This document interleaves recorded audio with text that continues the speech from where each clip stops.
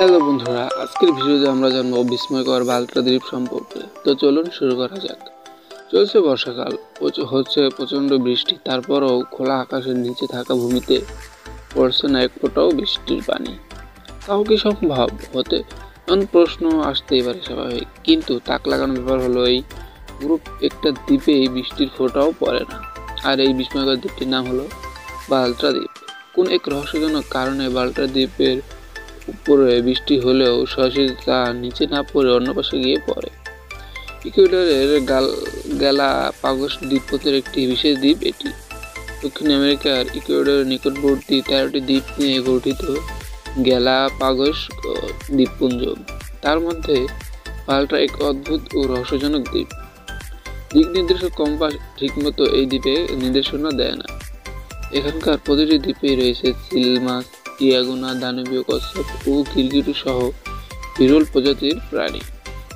বালটাতে নেই কোনো মানুষের বসবাস, নেই কোনো প্রাণী, উদ্ভিদ বা কীটপতঙ্গ।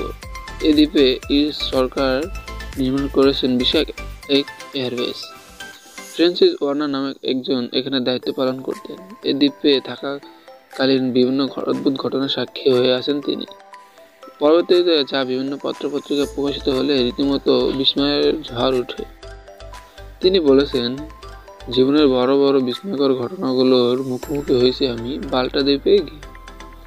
সবসময় দিক নির্দেশনাকারী কম্পাস এখানে আসলেই থমকে দাঁড়ায়। দিক নির্দেশনা কাটা ইচ্ছেমতো ঘুরে দিক নির্দেশনা দেয় উল্টো পাল্টা।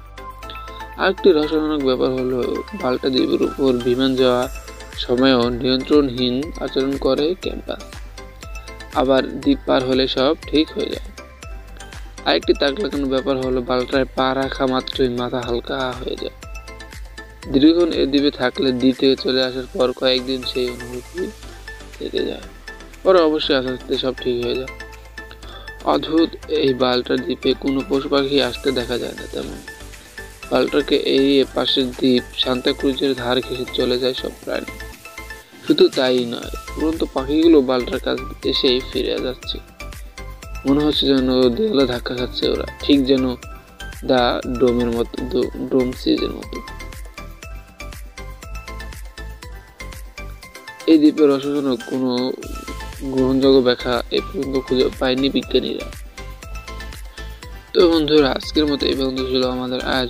দেখা হবে আবার নতুন কোনো ভিডিওতে।